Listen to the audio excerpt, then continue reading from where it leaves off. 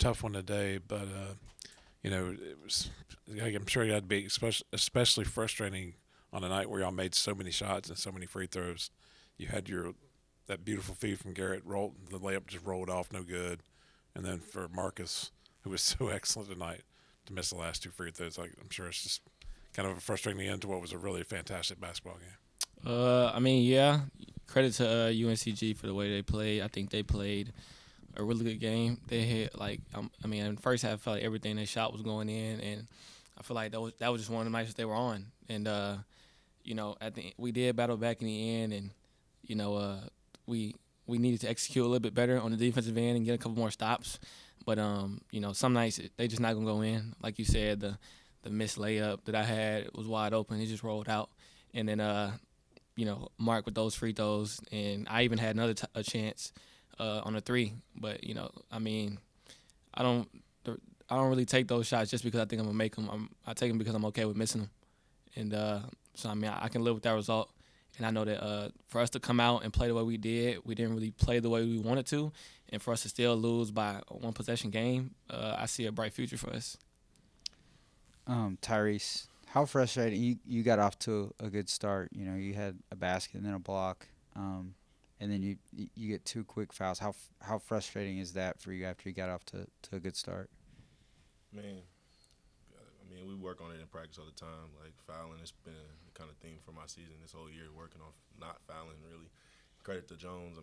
He's a good player. He got me and G in foul trouble, and that's what good bigs do. But I couldn't let it frustrate me because we had a lot of game left. Got out kind of early, so just tried to stay with it. Didn't really frustrate me that much, but yeah.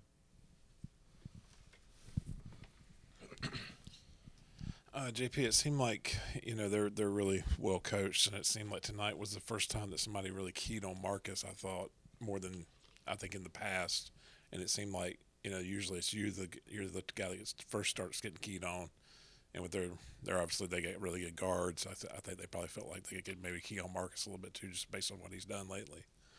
Did you find that you had more openness tonight for kind of scoring a little bit more than you've had in the past? A little bit. I'm not sure what their situation was on who was on top of the scouting report and stuff like that, but I'll credit that to my teammates for being able to punch gaps in our ball movement and stuff like that. I think that was more so the case of why I got the open looks that I got for guys being aggressive.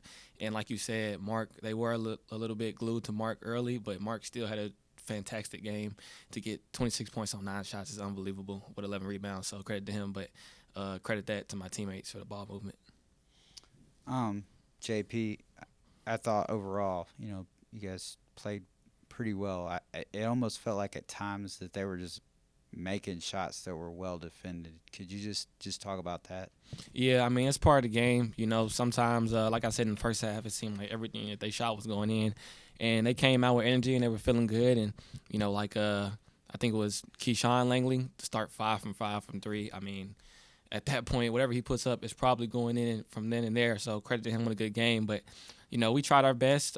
We tried to give him some bad looks. But like I said, when you come out with a hot start like that, at that point, every shot might be a good shot for them. Tyrese, now that you faced them twice, and I think Brown Jones came back for that. That was his first game back from injury when y'all played in Greensboro. But there's really not any, based on what I've seen, a body like that to match up with in the league. Is that, when you get their 2 guards and that big guy, that's a pretty big challenge. How do you kind of, like you said, it seemed like to a point where you couldn't hardly do nothing without getting called for a foul.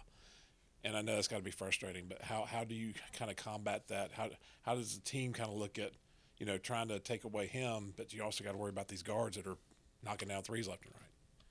I guess it just all comes back to having each other's back. They trust me to stop Brown in the paint. I trust them just handle the guards on the perimeter. It's a relationship, and if we need to switch, we can switch. But yeah, we all got each other's back, and it's one unit. We gotta stop the ball.